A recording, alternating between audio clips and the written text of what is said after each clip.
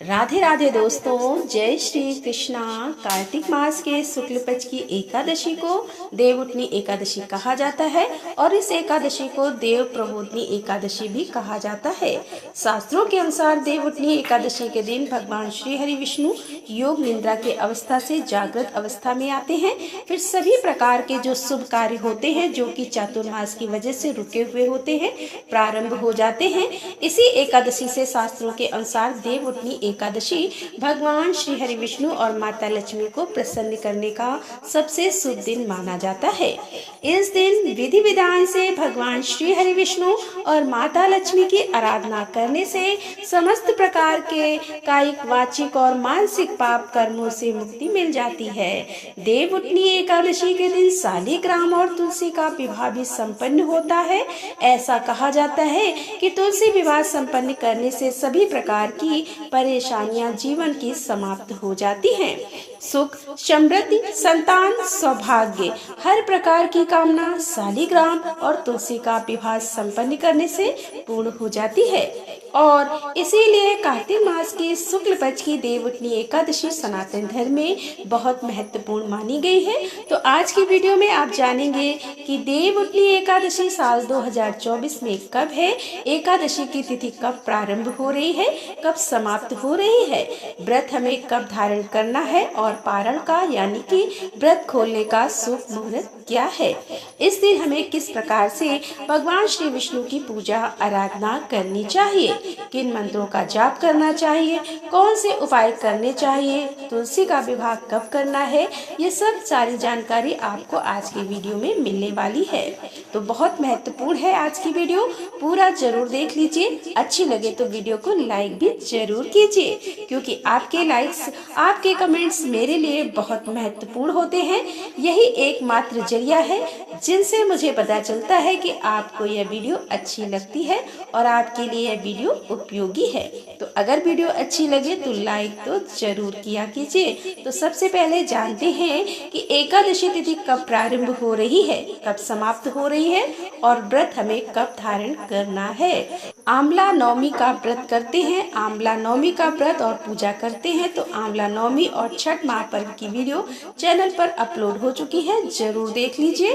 कार्तिक मास की शुक्ल पक्ष की एकादशी तिथि प्रारंभ हो रही है 11 नवंबर 2024 को शाम 6:04 पर और समाप्त होगी अगले दिन यानी कि 12 नवंबर को शाम 4:04 पर। ऐसे में सूर्योदय कालीन तिथि के अनुसार व्रत रखा जाएगा। 12 नवंबर 2024 को दिन होगा मंगलवार।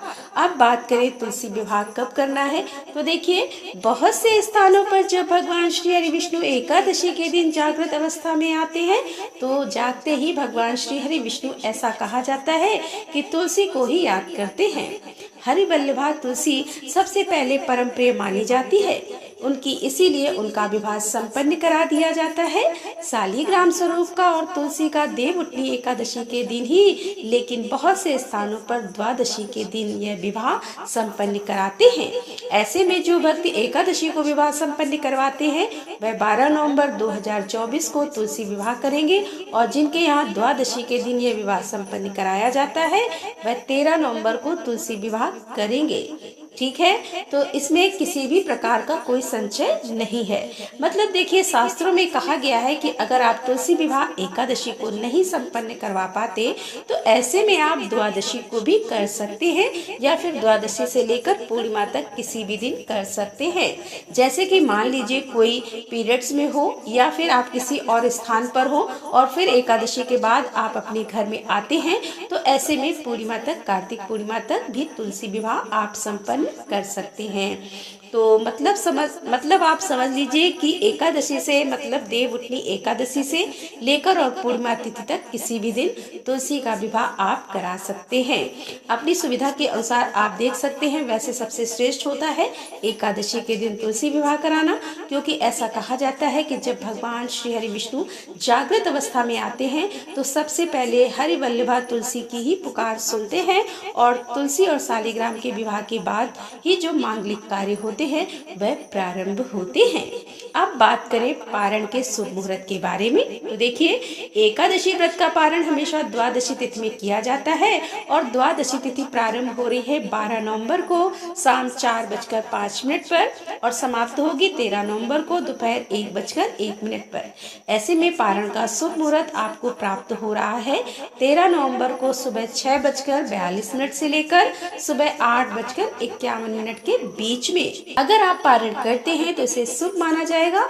अच्छा, हरिवासर की समाप्ति हो जाएगी 12 नवंबर को रात्रि ही में, तो आप सुबह सूर्योदय के बाद अपने व्रत खोल सकते हैं, पारण कर सकते हैं। तो साल 2024 में एकादशी का व्रत रखा जाएगा 12 नवंबर को, दिन होगा मंगलवार।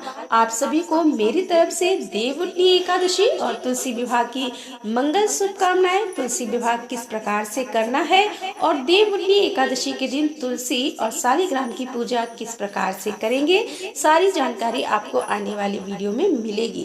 तो चैनल से जुड़े रहिए और अगर आपका कोई भी प्रश्न हो तो आप कमेंट बॉक्स में लिख सकते हैं।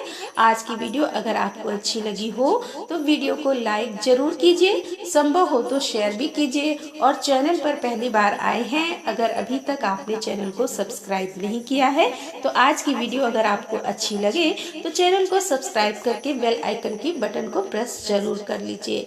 इससे यह होगा कि इस चैनल पर जो नई वीडियो अपलोड होगी उनकी नोटिफिकेशन आपको सही समय पर प्राप्त होगी। तो दोस्तों मिलते हैं अगले वीडियो के साथ, तब तक के लिए राधे राधे, जय श्री कृष्णा, हर हर महादेव, जय भोलेनाथ की।